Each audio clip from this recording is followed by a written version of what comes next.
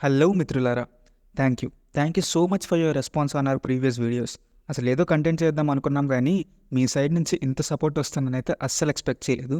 So మీకు ఇంకా best content ఇవ్వడానికి మా వల్ల వీలైనంత ఎక్స్ట్రీమ్స్కి వెళ్తామండి. కానీ మీ నుంచి మేము ఎక్స్పెక్ట్ చేస్తుంది మాత్రం ఒకటే. కింద కనిపిస్తున్న సబ్స్క్రైబ్ బటన్ని క్లిక్ చేసి నోటిఫికేషన్ బెల్ని ఆన్లో పెట్టుకోండి.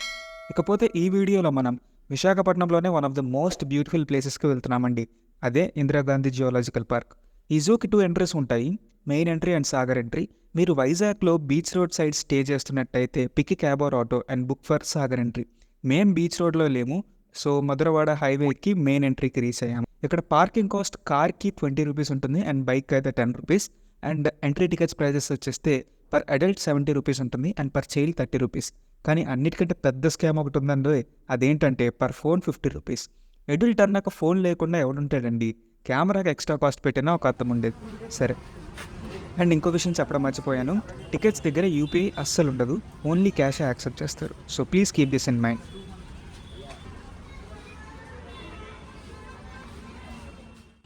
ఫైనల్లీ లోపలికి అయితే వచ్చేసాము. కానీ కామెడీ విషయం ఏంటంటే వాడు అసలు మొబైల్ ఫోన్స్కి తీసుకున్న టికెట్స్ని కనీసం చెక్ కూడా చేయలేదు. లోపల మీకు నడిచి ఓపిక లేదనుకుంటే ఒక 4 వీలర్ని లోపలికి తీసుకురావచ్చు, బట్ పర్ వెహికల్ 750 రూపీస్ ఉంటుంది టికెట్. లోపలికి ఎంటర్ అవ్వగానే మేము ఫస్ట్ లెఫ్ట్ టర్న్ తీసుకున్నాము అండ్ మాకు ఫస్ట్ కనిపించిన యానిమల్స్ ఏంటంటే ఈ బాతులు అన్నమాట. అయితే ఇవి మన ఊరిలో ఉండే బాతులు లాంటివి కాదండి, వీటిని బార్ హెడెడ్ గూస్ అంటారట. ఇకపోతే మనం నెక్స్ట్ చూడబోయే యానిమల్ వచ్చి రైనా అండి. ఇక్కడ చూస్తే దాని పేరు నకుల్ అని రాసింది అండ్ దాని ఇండియన్ ఆయిల్ కార్పొరేషన్ వాళ్ళు అడాప్ట్ చేసుకున్నారట.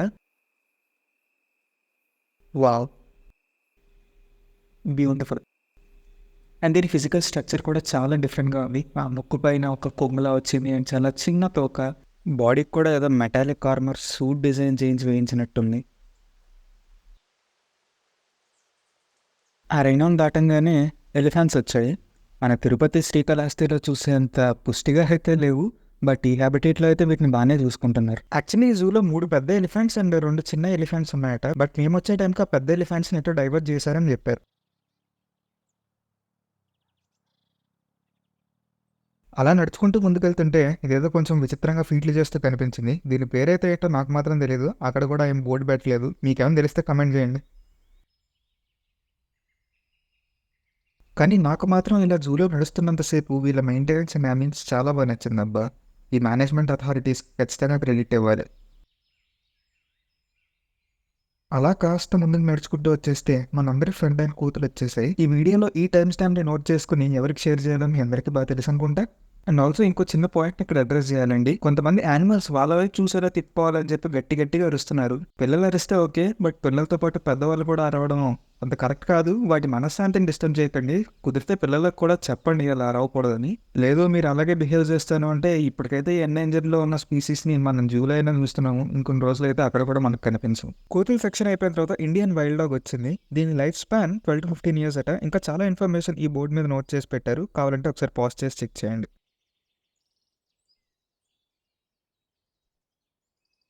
వైల్డ్ డాగ్ అయిపోయిన తర్వాత లిపోర్డ్ వచ్చింది, అంటే మచ్చల పులి.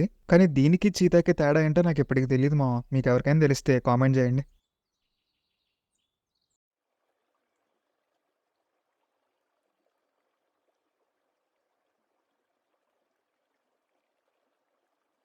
దాని నెక్స్ట్ మనకి వైట్ టైగర్ వచ్చింది. నేనైతే ఒక 2 నిమిషాలు ఎక్కడుందా అని ఎత్తుక్కున్నాను. తర్వాత డీప్గా చూస్తే కనిపించింది. ప్రశాంతంగా పూల్లో బాడీ డంప్ చేసి తల పైకి పెట్టి హాయిగా పడుకుంది. దాని వెంటనే మన రాయల్ బెంగాల్ టైగర్, మన నేషనల్ యానిమల్ అనమాట. ఇన్ని యానిమల్స్ ఒకవైపు, ఇది ఒకటి మాత్రం ఒకవైపు. దీని నడకలోనే ఆ రాయలిటీ కానీ ఆ రాజ్యసం కానీ ఒట్టిపడుతున్నట్టు కనిపిస్తుంటుంది. కాకపోతే ఇక్కడ చూసినట్టయితే అది చాలా వీక్ అయిపోయింది. ఏజ్ కూడా చాలా ఎక్కువ అయిపోయినట్టుంది. లిటరల్లీ అది నడుస్తుంటే దాని బాడీలో రిప్స్ కనిపించేస్తున్నాయి.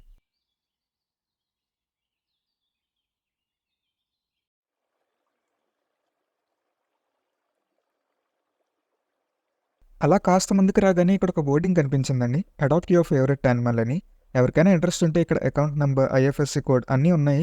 ఒకసారి స్క్రీన్ పోస్ట్ చేసి మీకు కావాలంటే డొనేషన్స్ చేసుకోండి.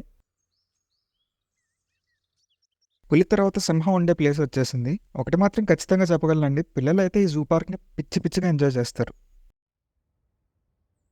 అలా పెద్ద జంతువుల సెక్షన్ అయితే అలా కంప్లీట్ చేసుకున్నాము. కొంచెం ముందుకు వచ్చిన తర్వాత ఇక్కడ ఒక నక్క కనిపిస్తోంది. కాకపోతే కేజ్ మరీ థిక్గా పెట్టడం వల్ల అసలు కెమెరాలో ఏం బాగా క్యాప్చర్ అవ్వట్లేదు. స్లాత్ బీర్ ఎట గైస్, అంటే మన ఎలుగుబంటి. నాకైతే కనిపించలేదు, ఎతుకుతున్నాం అనమాట ఎక్కడుందా అని.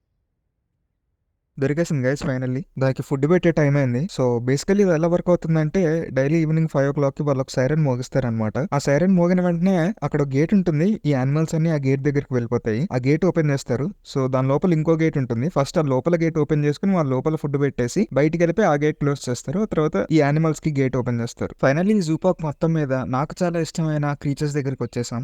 రెప్టైల్స్. నాకు పావులు అంటే చాలా ఇష్టం. ఇక్కడ 7 myths and 7 facts about snakes అని కూడా ఉంది. ఇంట్రెస్ట్ ఉంటే ఒకసారి స్క్రీన్ పోస్ట్ చేసి చదవండి, బాగుంటుంది. ఇక్కడ మనకి చాలా జాతుల పాముల బోర్డులు అయితే కనిపిస్తూనే ఉంటాయి. లైక్ కింగ్ కోబ్రా అని కానీ కొండ చిలువని కానీ. కాకపోతే ఆ బ్లాక్లో ఆ పాము కనిపించదు అనమాట. నేనే చాలాసేపు వెతికిన తర్వాత ఈ చెట్టులో ఆ పాము ఎక్కడుందో కనిపించింది.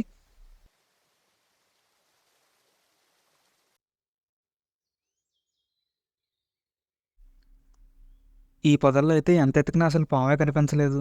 మీకేమైనా కనిపిస్తుందేమో ఒకసారి చూడండి.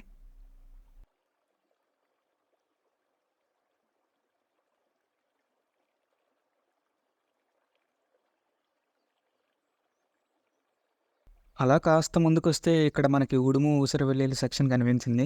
ఒకే ఒక రిక్వెస్ట్ అండి, ఎవరైనా పిల్లలతో వస్తే పిల్లలు ఈ గ్లాసెస్ మీద గట్టిగా కొట్టకుండా చూసుకోండి.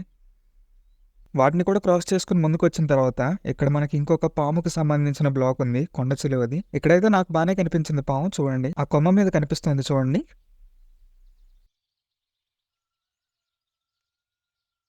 పాములు అయిపోయిన తర్వాత తాబేళ్లు కనిపించాయండి. అవుట్ ఆఫ్ కాంటెక్స్ట్ అవుతుందా అనుకోకపోతే ఒక విషయం చెప్తా. శ్రీకాకుళం జిల్లాలో శ్రీకూర్మం అనే ఒక ఊరుంది. శ్రీ మహావిష్ణువు కూర్మ అవతారంలో కనిపించేలా డిజైన్ చేయబడ్డ గుడి. అక్కడ తాబేళ్లను పెంచుతారు. అవైతే చాలా యాక్టివ్ గా అండ్ ఎనర్జెటిక్ గా ఉంటాయి. ఎవరికైనా ఇంట్రెస్ట్ ఉంటే ఒకసారి విజిట్ చేయండి, చాలా బాగుంటుంది ఆ టెంపుల్.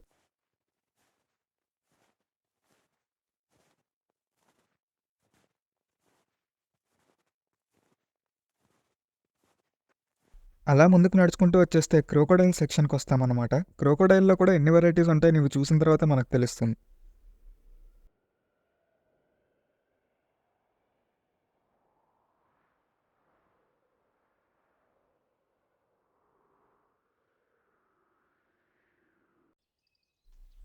ఫైనల్లీ మనం left side portion of the entire zoo complete చేసేసామండి. ఇక్కడ చూస్తే మనం ఇందాక మెయిన్ ఎంట్రన్స్ నుంచి వచ్చాం కదా, ఇదే సాగర్ ఎంట్రన్స్ అనమాట. కావాలంటే ఇటు నుంచి ఎగ్జిట్ కూడా అయిపోవచ్చు. కానీ right side portion of the జూలో కూడా ఇంకా కొన్ని చిన్న చిన్న animals like giraffe, zebra, deers ఇలాంటివి ఉంటాయి.